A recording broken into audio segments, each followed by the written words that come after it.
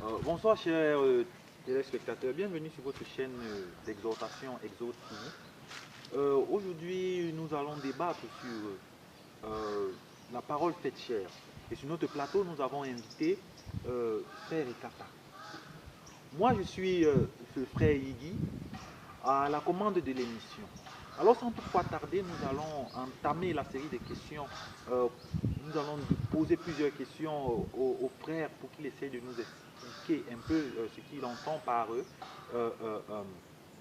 la parole faite chair. Bonsoir une fois de plus, frère.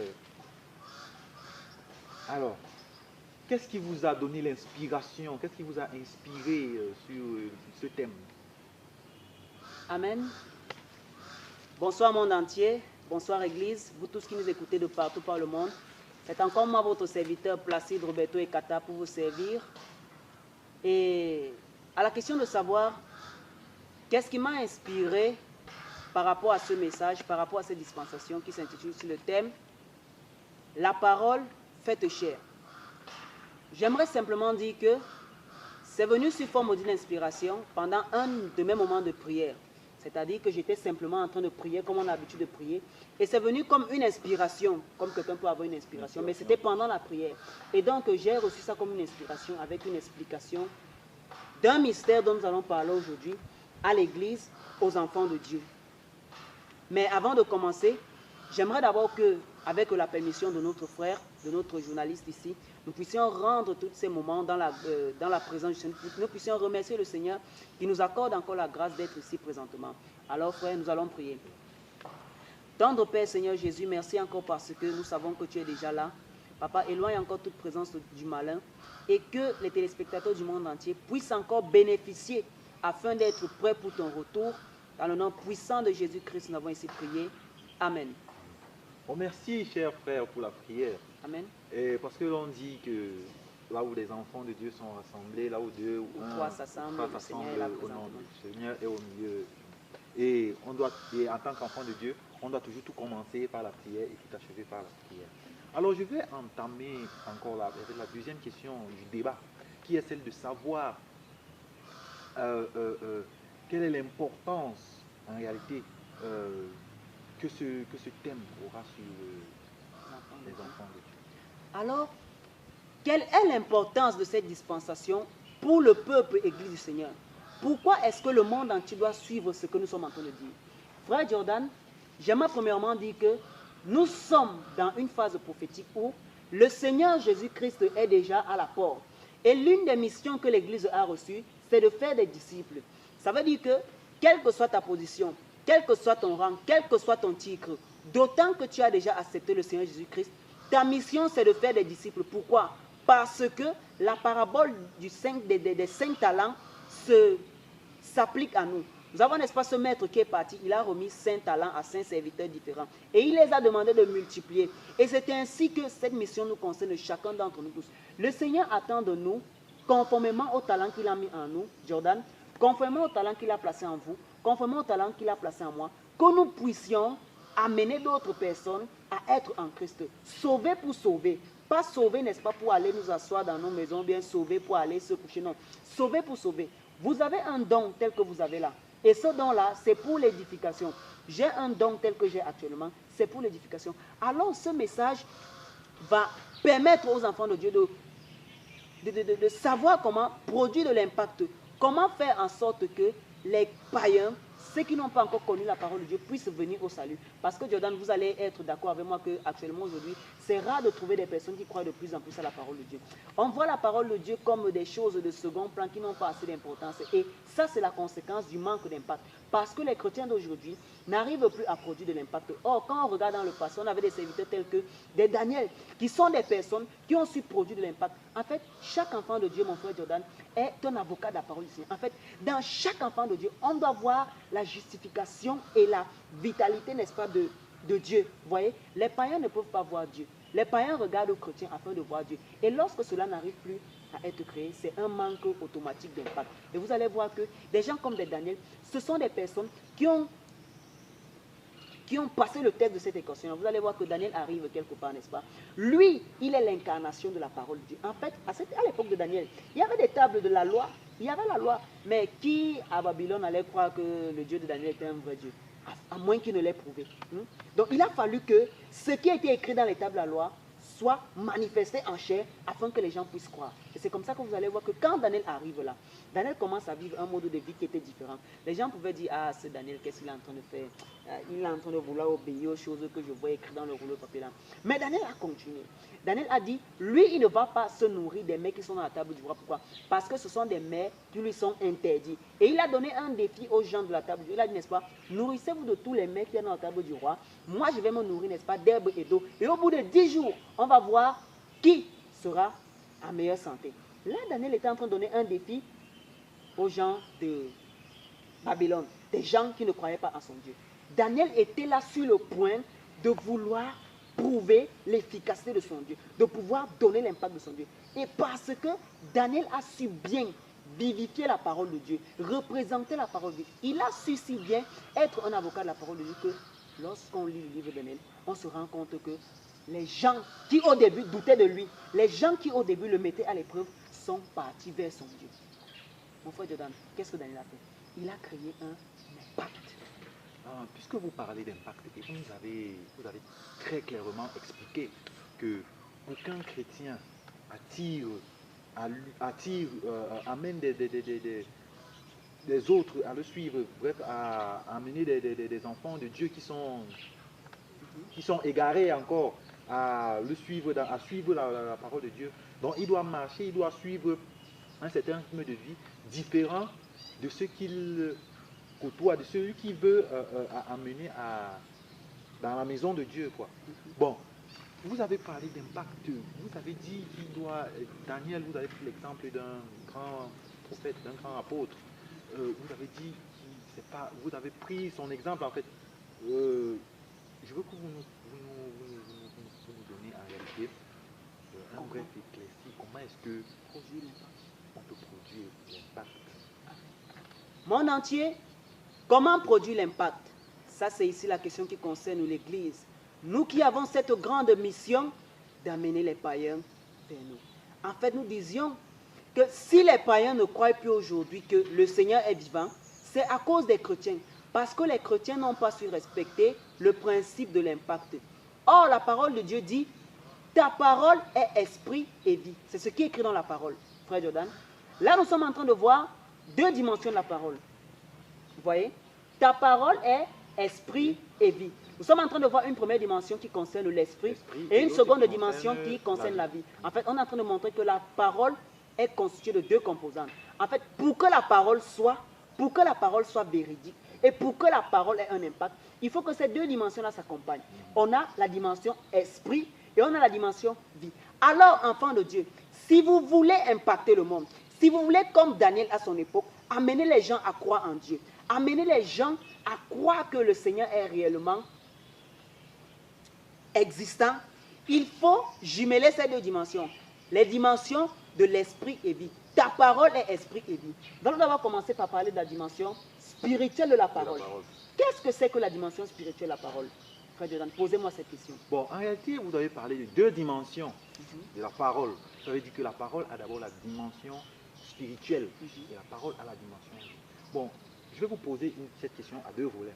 Je vais d'abord, pour le premier volet, je vais vous demander quel est le rapport. Je vais que vous me donniez d'abord le rapport qui existe entre la puissance, la parole spirituelle sur la forme spirituelle et la parole sur la forme vie. Et ensuite, je vais vous demander qu'est-ce qui est la forme spirituelle de la parole? Qu'est-ce qui est la forme vie de la parole? Amen. Ta parole est esprit et vie. Que représente la forme spirituelle de la parole et que représente la forme vie de la parole? Nous sommes en train de parler de deux dimensions. Amen. Afin de parler de tout ceci, bien aimé, nous allons rentrer dans la dispensation de ce soir et nous allons lire un texte qui est le livre de Jean chapitre 17, à partir du verset 17 jusqu'au verset 19. Je lis au nom de Jésus. Consacre-les par ta vérité, ta parole est la vérité.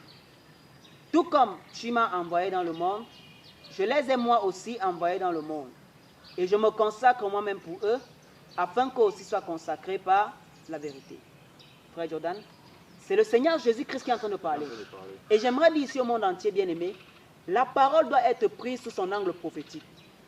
Parce que tous les héros de la foi dont nous sommes en train de parler, ce sont des personnes qui avaient un certain regard vis-à-vis de la parole. Parce que vous savez, la Bible nous dit dans le livre de Romains que la foi vient de ce qu'on entend et ce qu'on entend vient de la parole de Dieu. Oh, ça veut dire que si je prends la parole de Dieu comme ayant une dimension prophétique, automatiquement ma foi sera aussi à une dimension prophétique.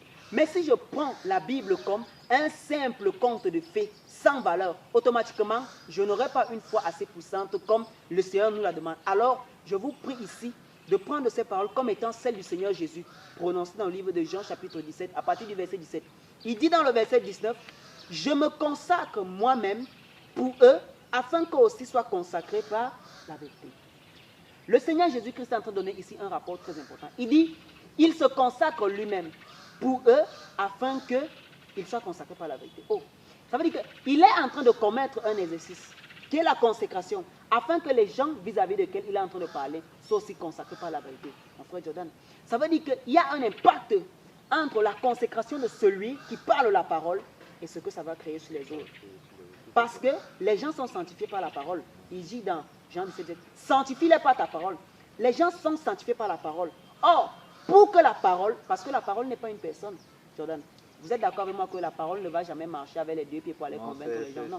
La parole a toujours eu besoin d'un canal afin d'impacter les gens. Et c'est pour ça ici que nous allons parler des rapports qu'il y a eu entre la nouvelle alliance et l'ancienne alliance. Pourquoi est-ce que l'ancienne alliance a été considérée, lorsqu'on lit le livre d'Hébreux, comme étant défaillante? Et pourquoi est-ce qu'il a fallu qu'il y ait une nouvelle alliance? Jordan, est-ce que vous comprenez ce mystère?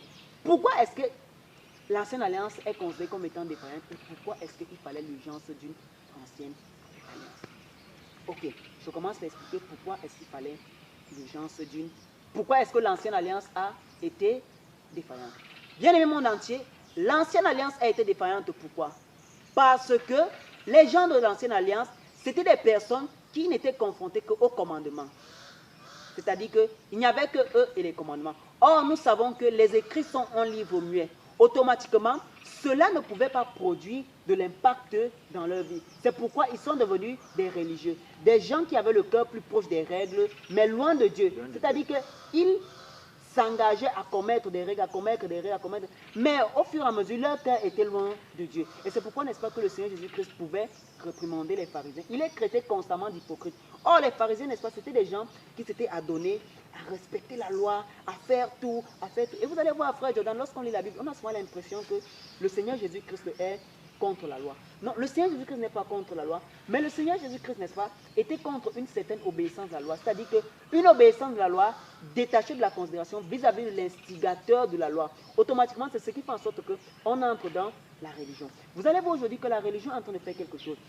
Tout le monde peut aller à l'église, mais ce n'est pas tout le monde qui a Dieu dans le cœur. C'est pour ça qu'on a souvent l'habitude de dire, proche de l'église, mais loin de Dieu. Vous voyez, ce n'est pas toute personne qui part dans une église qui a automatiquement Dieu dans son cœur.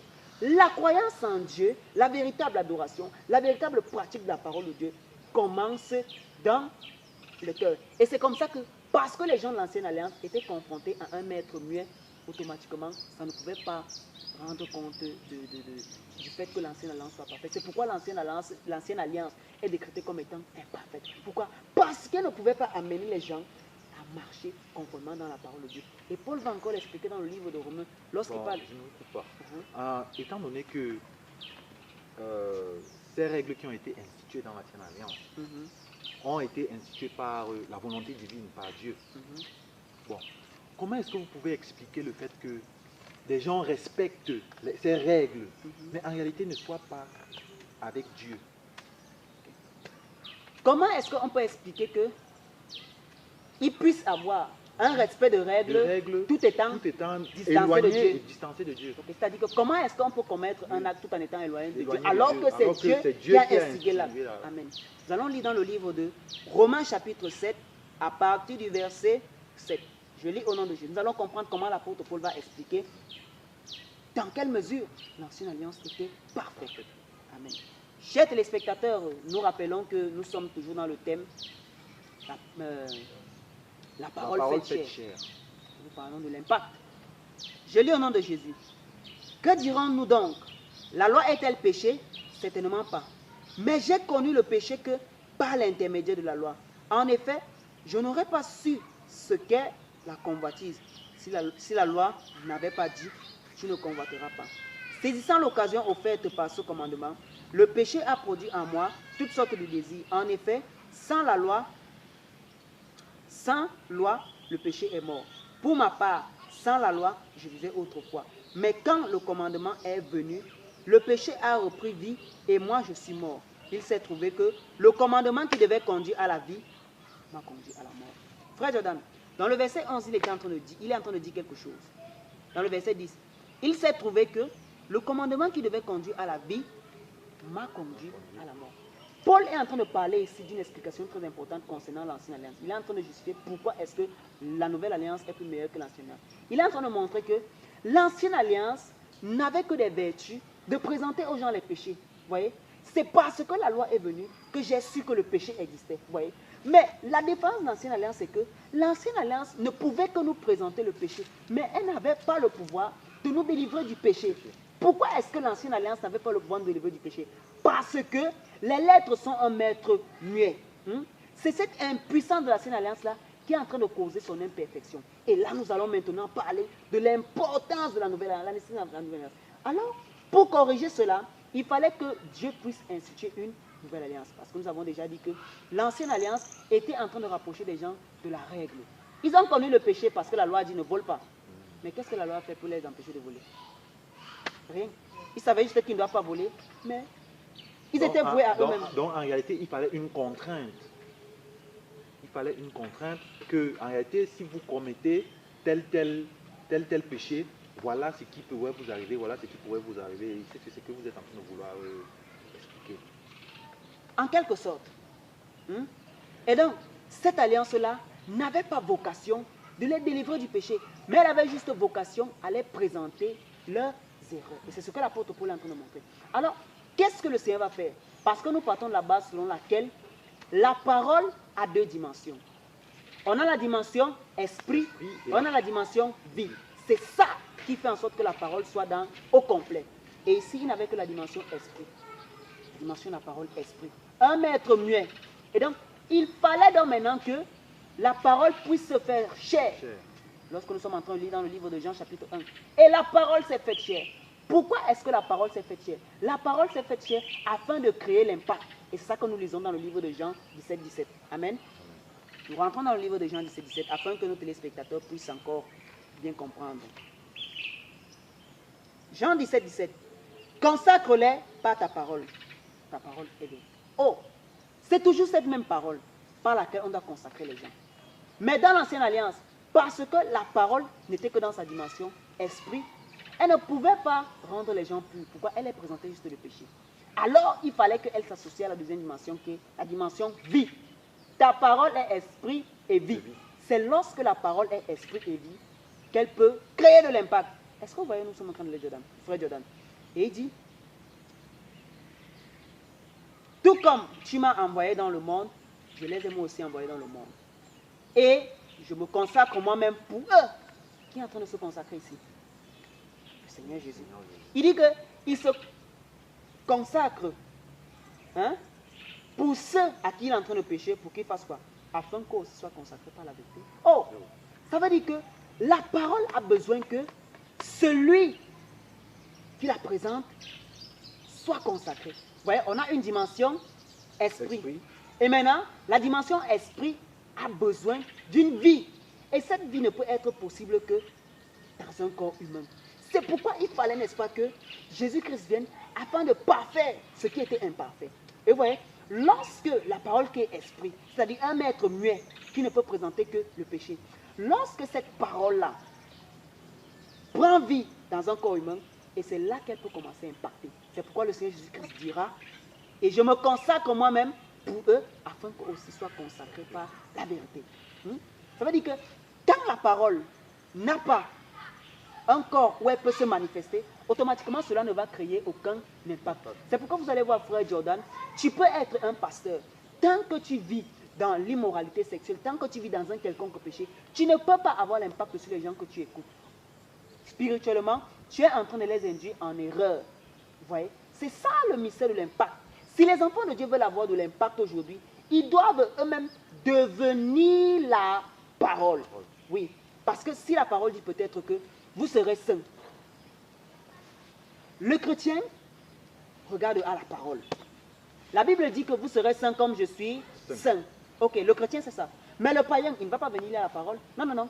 Il va lire ça dans la vie du chrétien parce que le païen, lui, ne comprend que la parole lorsqu'elle est déjà vie. Lorsque la parole n'est pas vie, un païen ne peut pas la comprendre. C'est pourquoi il faut que le chrétien puisse être la parole, afin que cela puisse avoir de l'impact. Et c'est dès ce moment-là que l'impact commence à se créer. C'est dès ce moment-là qu'on commence à influencer spirituellement les gens. C'est dès ce moment-là qu'on peut amener réellement les gens à Christ. Et donc c'est ça le secret de l'impact. Il y a un lien direct entre l'obéissance à la parole et l'impact concret.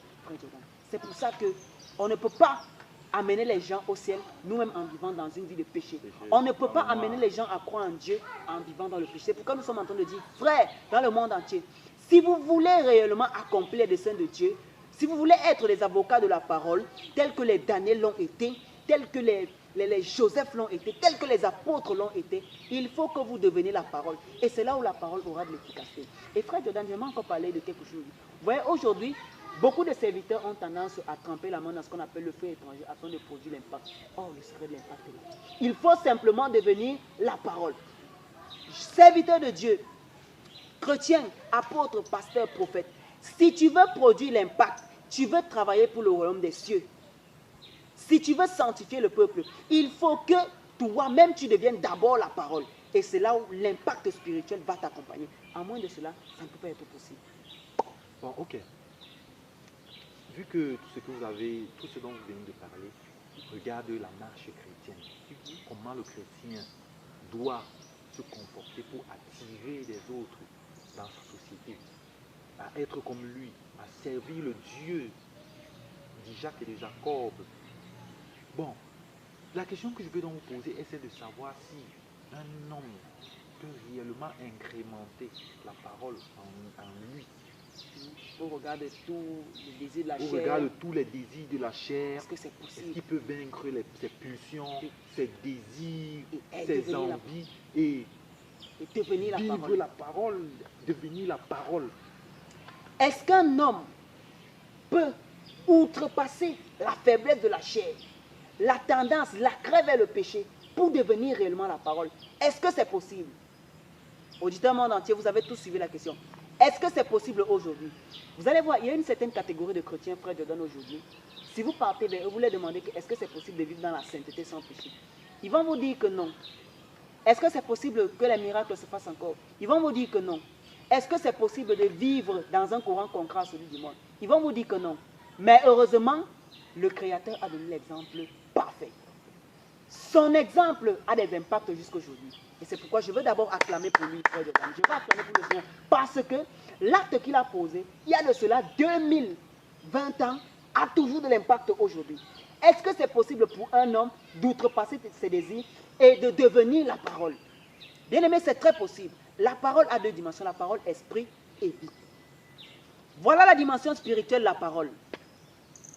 Et cette parole devient complète lorsqu'elle commence à vivre dans un corps. C'est là où elle commence à être concrète. Le Seigneur s'est fait chair. Il était un homme de la même nature que nous. Il a outrepassé tous les désirs que nous avions. Et vous allez voir, au jour de sa chair, elle veut dire que le Seigneur a été rempli d'une peur. Lorsqu'on lit dans le livre de Matthieu, il a été rempli d'une peur jusqu'à ce qu'il est parti. Il a demandé, Père, s'il est possible que tu puisses éloigner de moi là, cette coupe. Mais toutefois, que ta volonté soit faite. Ça, c'est en train de montrer que le Seigneur était dans le même embargo d'émotions que nous. Il pouvait ressentir la peur, mais il a vaincu le monde. Et comme lui, il est l'exemple type, il est le modèle type, ça veut dire que nous aussi nous pouvons. Vous voyez, ça c'est un impact que le Seigneur a causé à cette demande. Et cette parole vient enlever tous les doutes qui aujourd'hui. Ça veut dire que c'est possible. Tu peux marcher dans la sainteté. Tu peux vivre comme le Seigneur Jésus a vécu. Tu peux devenir la parole. Arrête de croire peut-être aux gens qui disent que c'est impossible. C'est possible, n'est-ce pas, de devenir la parole. Et lorsque tu deviens la parole, c'est là où on commence réellement à voir les impacts. Lorsque tu commences réellement à marcher la parole, c'est là où la parole commence à voir les impacts. C'est là où le mystère spirituel qui se cache dans l'impact commence à s'activer. commence à s'activer. Vous allez voir que cela est impossible. Tant que tu veux parler une parole, tant que tu veux parler de la vie de Dieu, alors que tu ne vis pas la vie de Dieu, ça sera impossible. Les promesses de la Bible ne vont pas s'accomplir en toi. Tu ne pourras pas manifester le Saint-Esprit, tu ne pourras pas manifester la sainteté sans laquelle personne ne peut voir Dieu. Ok. Nous vous remercions une fois de plus, M. Ekata, vu que le temps nous tient à la gorge. Nous allons nous arrêter là pour aujourd'hui. Étant donné que nous avons commencé notre émission, nous avons introduit notre émission avec la prière et je vais vous demander de clôturer avec la prière. Amen. Puisque nous reste déjà un peu de temps, j'aimerais clôturer en disant quelque chose de très important. Jordan, frère Jordan, monde entier, puisque cette émission c'est pour préparer les gens au retour du Seigneur, j'aimerais aussi dire qu'il est important d'être la parole. Pourquoi? Parce que lorsque le Seigneur va revenir, il va venir chercher des gens qui sont déjà la parole. C'est pourquoi le Seigneur Jésus-Christ pouvait dire, à moins de manger sa chair et de boire son sang, on ne peut voir le royaume des cieux. Il est en train de parler de manger sa chair et de boire son sang. À moins de cela, on ne peut voir le royaume des cieux. Que symbolise cela? Cela symbolise, n'est-ce pas, le fait d'abandonner notre ancienne vie. Parce qu'on dit souvent que la vie est dans le sang. La vie est dans le sang, dans l'âme. La vie est dans le sang. Ok. Donc, afin de changer de vie, afin de prendre la vie de Dieu, afin de prendre la vie de Christ, lui qui était la parole faite chair, on ne peut pas voir le royaume de Dieu. Ça veut dire que tu as intérêt à obéir à chaque commandement qu'il y a dans la parole. Tu as intérêt à marcher dans la sainteté, parce que la sainteté, c'est la vie de Dieu, sans laquelle tu ne pourras voir le royaume des cieux. Alors, nous avons tous compris qu'il est important de devenir la parole afin d'avoir de l'impact, afin d'amener les autres au Seigneur, afin, n'est-ce pas, d'enclencher le mystère spirituel qui se cache derrière l'impact, et afin d'aller au ciel. Il est important de vivre la parole. Il n'y a pas de chrétien qui ne vive pas la parole. Nous allons prier. Tendre Père Céleste, merci encore pour cette occasion de grâce que tu nous as encore accordée. Reçois encore toute la gloire, Père. Que tous ceux au Saint-Esprit de Dieu qui avaient des difficultés, Seigneur, à obéir à ta parole, soient encore puissamment touchés par ce message, Papa, et commence encore à aider tout un chacun. Bien-aimé, commence encore à créer une révolte dans les cœurs, afin que plusieurs puissent devenir la parole, afin d'impacter. Dans le nom précieux de Jésus, nous avons ainsi prié. Amen. Amen. Shalom. Merci une fois de plus, frère Placide, Roberto Placide Ekata, pour cette brillante explication de la parole devenue vie, à la parole devenue faite chair. C'était un plaisir. Chers téléspectateurs, nous vous remercions pour votre aimable attention parce que nous savons que partout où vous trouvez dans le monde, vous avez suivi, vous devez suivre ce message que le frère Ekata a voulu nous transmettre ce soir, aujourd'hui. Donc, nous nous redirons à bientôt dans des prochaines vidéos que nous allons publier. Nous vous disons merci pour votre soutien. N'oubliez pas de vous abonner sur notre chaîne Exode TV pour plus de vidéos. Shalom. Shalom.